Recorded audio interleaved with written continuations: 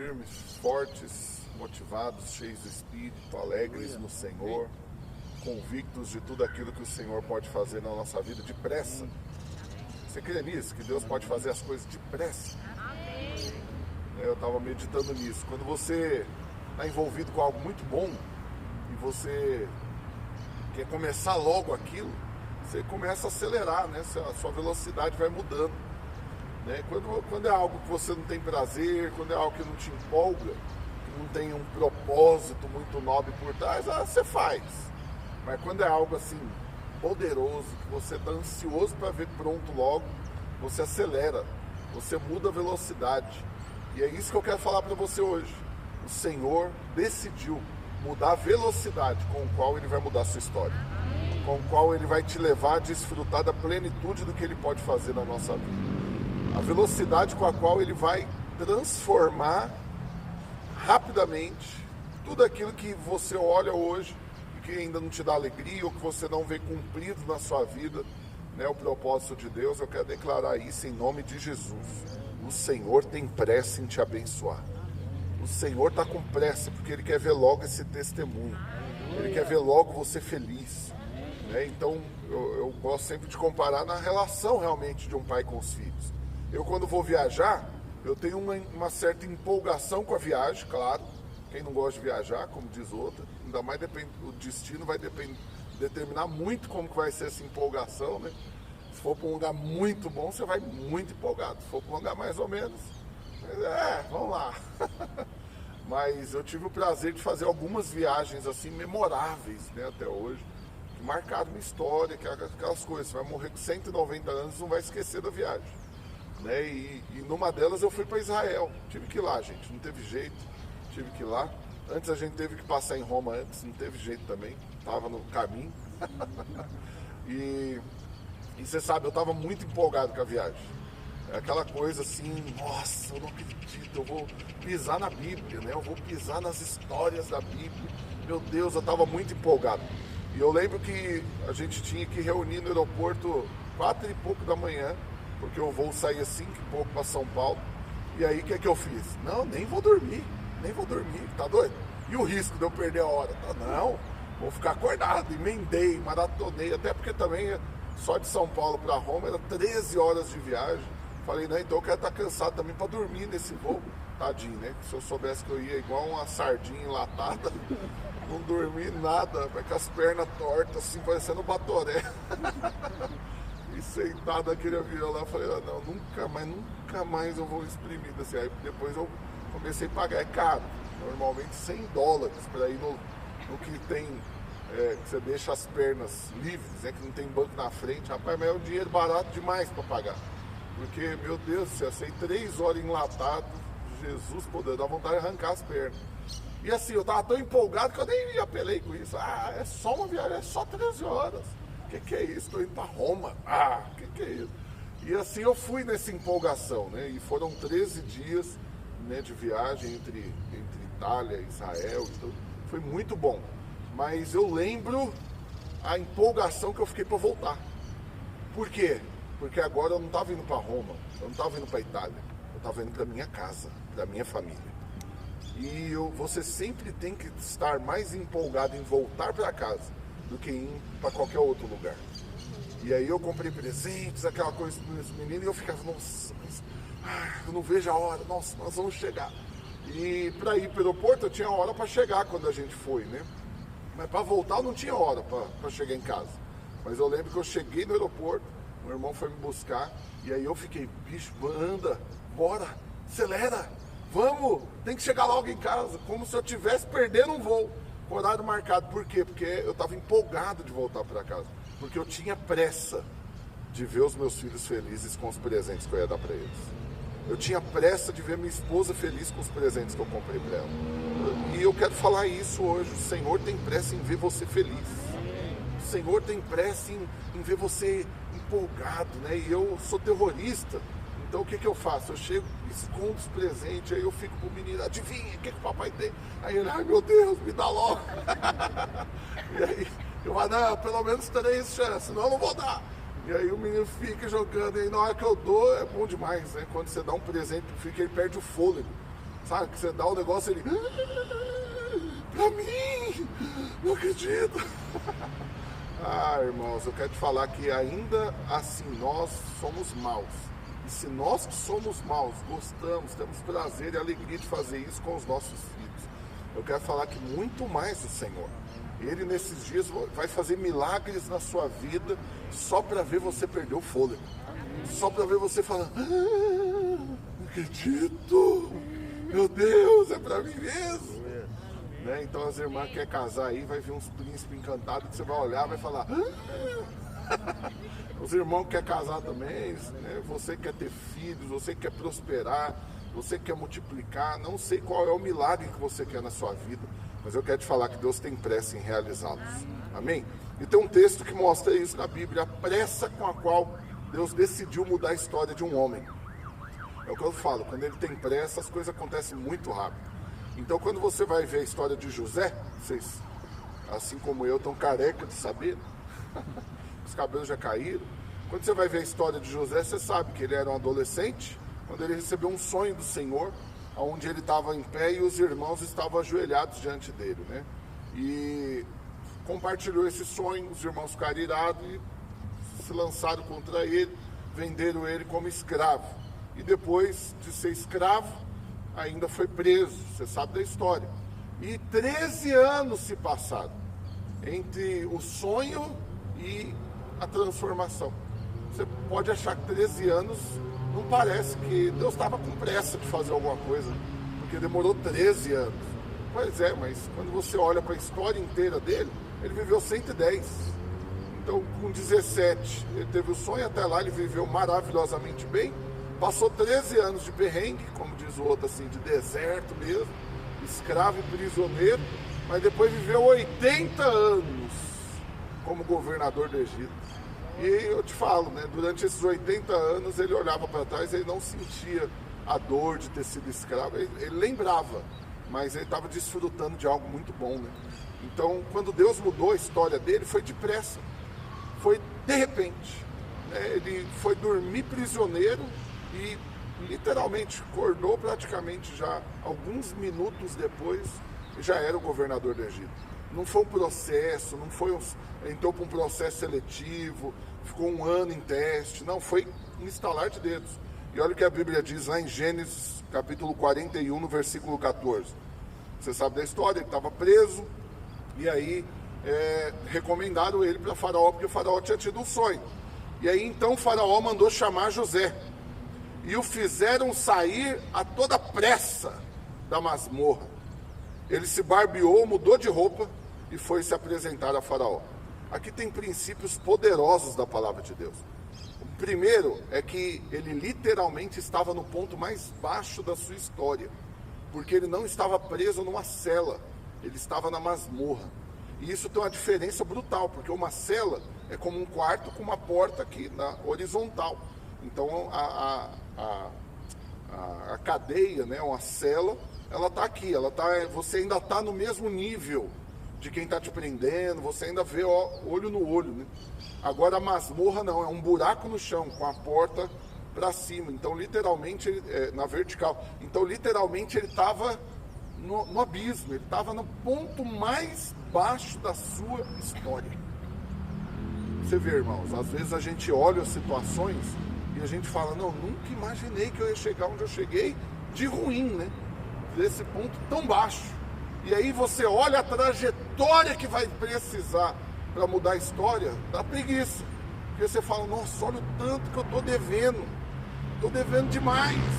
E pelo que eu ganho, juntando um pouquinho por mês que eu fizer sobrar, nossa, vai demorar anos para eu conseguir quitar essas dívidas e ter saúde financeira novamente. Então você olha e você projeta sempre muito longo a transformação baseado naquilo que você pode fazer. Agora Deus não depende disso, irmãos. E o tempo de Deus é diferente do nosso. A Bíblia diz que um dia é como 1000 anos como um dia. É por isso que você tem que se preocupar se ele falar para você, só um minutinho, já vou falar com você. Porque se um dia é como 1000 anos, 1 minuto também demora, né? Então presta atenção. Com José, ele foi dormir na masmorra. Ele foi dormir um prisioneiro na pior fase dele na prisão, no ponto mais baixo da sua história. E o mandado chamar. E na hora que o mandado chamar, o fizeram sair depressa. Eu quero falar que é assim que o Senhor vai fazer com você. Você vai sair depressa. O Deus vai te erguer depressa. Né? E você vai ver que não é na sua velocidade. Eu costumo fazer a comparação para você ter sucesso. As pessoas falam que sucesso é um topo de algo. Né? O sucesso é o ponto mais alto. Eles falam, então você vai ter sucesso se chegou no topo. É uma expressão que as pessoas usam. E aí outros ainda dizem que o mais difícil não é chegar no topo, mas é permanecer lá. E que alguns têm o efeito Everest, né? Sobe, bate no pico e depois cai. Tudo isso está ligado ao mundo. Mas conosco não é assim. Conosco o Senhor nos levanta depressa. E quando Ele nos levanta, nós permanecemos lá. Porque quem nos levou até lá foi Ele. E quem vai se encarregar e nos manter lá também é Ele. E a comparação é o seguinte, para você subir uma montanha, eu vou mudar o exemplo, um prédio, para você subir um prédio de 145 andares, se você subir de escada, o que vai acontecer? Vai demorar, vai ser extremamente cansativo e você vai fazer isso na sua dependência, na sua força. Qual que é o problema? É que quando você chegar lá, capaz de você estar tão cansado, você não vai nem desfrutar da vista lá. Você não vai nem desfrutar do que tem lá. Particularmente alguns eu duvido até que chegue lá. Né? Eu mesmo... no 10º andar eu já ia pegar descendo, rolando, já ia larga esse trem de chegar do topo pra lá, tá doido, as pernas estão queimando, eu não tô aguentando. Então por quê? Porque se for na sua força, é cansativo. Agora o Senhor é como um elevador. Que você está lá, você aperta um botãozinho, a porta se abre. Você entra dentro, você não sabe como, você não entende a engenharia dele, você não participou da construção, você não fez nada, você não está contribuindo com nada. Você só aperta um outro botãozinho e fica parado. De repente, quando a porta abre de novo, você está no topo. E é depressa. Né? Eu tive que ir também na outra viagem, eu estou exibido hoje aqui falando de viagem, né? Não teve jeito também, eu tive que ir lá em Dubai, gente. Não teve jeito, tava... Assim, era trajeto assim, da minha casa para cá, tive que ir lá. E lá tem o prédio mais alto do mundo até então. Agora não sei se ficou pronto um outro lá na Singapura. Mas eu sei que 145 andares no Burj Khalifa. E para você subir lá, você paga. Eu não lembro quantos dólares lá. Mas eu sei que é uma viagem, realmente. 145 andares. E demora 1 minuto para chegar. Né? Então você vê, se fosse para subir de escada, quanto tempo demoraria e se chegaríamos lá. Mas no elevador, de repente, na hora que você menos espera, a porta abre e você está no topo, no lugar mais alto. Então assim eu quero determinar que vai ser na sua vida. Assim como foi na vida de José. Depressa, Deus vai mudar a sua história. E o que aconteceu com ele? Aí a Bíblia diz que então ele fez a barba, mudou de roupa e foi se apresentar a Faraó. Agora eu quero que você visualize o trajeto da masmorra até lá. Ele foi escoltado por guardas. Imagino que até tomando uns pedala Robinho, sabe? Uns tapas na nuca. Vai, vagabundo, anda aí, vai. Né? E foi tomando tapa para chegar lá e cheio de recomendações. Ó, seguinte, seu miserável. Você vai chegar lá de frente para Faraó, na hora que você chegar, você vai ajoelhar. Você tem que, não vai olhar no olho dele. Uma coisinha errada que você fizer à noite, nós vamos te pegar aqui na masmorra. Você vai ver o tanto de chicotada que nós vamos te dar. E ainda é capaz que der uns murros no rim, assim, para ele ficar esperto. E aí ele chega diante de Faraó. Se você for ler toda a história aqui, para ler demora 5 minutos. Para ler, 5 minutos. Acontecer é capaz que foi 3. Pouquíssimos minutos. Deus mudou a história dele. Ele saiu da masmorra e já foi nomeado imediatamente governador do Egito. E aí eu vou só descrever aqui no versículo 15. Esse lhe disse, o faraó falou para ele: tive um sonho e não há quem o interprete. Ouvi dizer, porém, a teu respeito, que ouves um sonho e podes interpretá-lo. Respondeu José: não está isso em mim, mas Deus dará a resposta favorável a Faraó. E aí aqui tem um princípio também. Todo milagre que acontecer na sua vida, você não vai atribuir a você a glória disso. Não é porque você é bom, porque você merece, porque você é fera, fantástico, extraordinário, estudou, fez pós-graduação, mestrado, doutorado, pós-doctor e curso de coach, nada disso. Né? Você vai crescer e a glória vai ser para o Senhor. Amém. Você vai crescer e vai falar, não está em mim isso, mas é o Senhor, é o Senhor. Você vai permanecer igual aqueles bonecos de posto, sabe? E aí tá lá no posto só balançando e com o bracinho estendido apontando para onde que é o posto. Você é esse boneco de posto, que todo mundo que olhar para você, vai ver você com o braço estendido apontando. É o Senhor. Tudo é o Senhor que fez. E aí continua a história. E aí ele conta todos o sonho, né? E Faraó conta tudo para ele e ele interpreta. E depois que ele interpreta e dá a dica para Faraó de como que ele tinha que fazer nos anos que viriam de fome e tudo mais, aí no versículo 37 diz: e o conselho foi agradável a Faraó e a todos os seus oficiais. Disse o Faraó aos seus oficiais. Olha isso, irmãos, quando o Senhor levanta alguém, o mundo tem que reconhecer. Não tem como, eles podem fazer força, mas isso é o que a Bíblia chama de servir uma mesa na presença dos seus adversários. Você imagina que os miseráveis dos guardas estavam lá na sala nessa hora.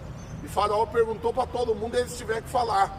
Porque qual que foi a pergunta de Faraó? Acharíamos porventura homem como este, em quem há o Espírito de Deus?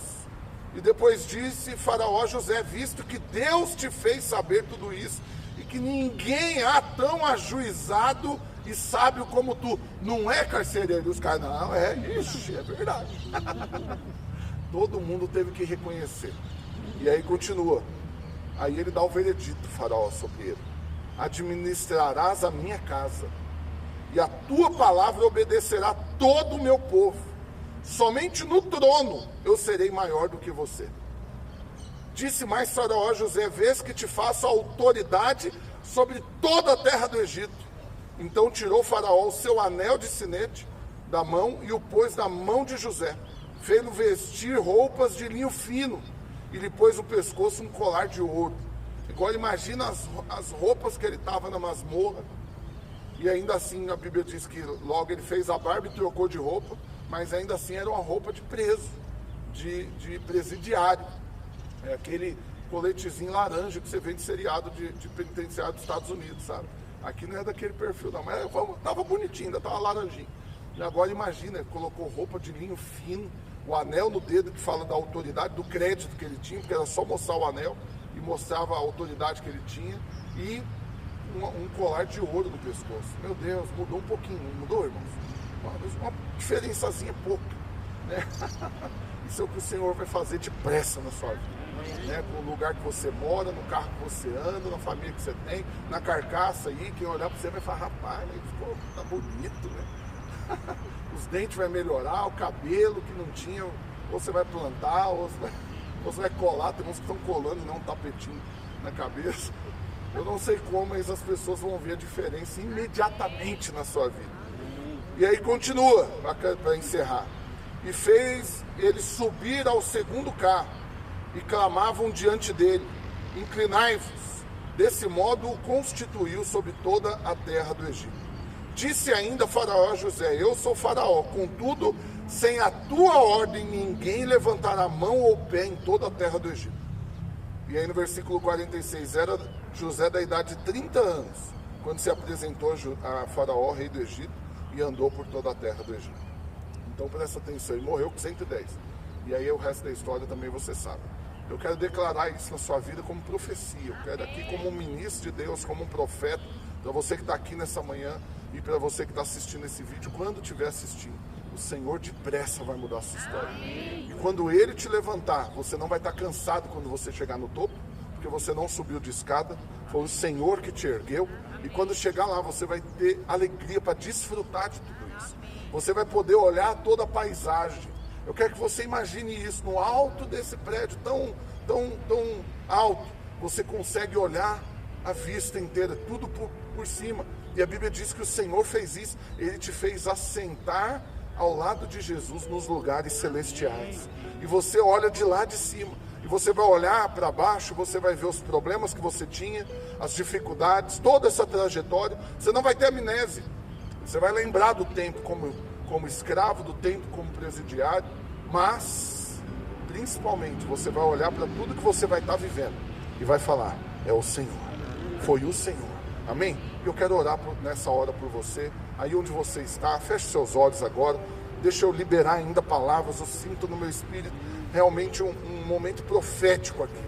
E assim como foi na minha vida, assim como foi na vida de José, assim vai ser na sua vida. Depressa, o Senhor vai mudar a sua história. Pai, eu abençoo esses irmãos. Abençoo agora todos eles. E declaro em nome do Senhor Jesus, que depressa o Senhor muda histórias.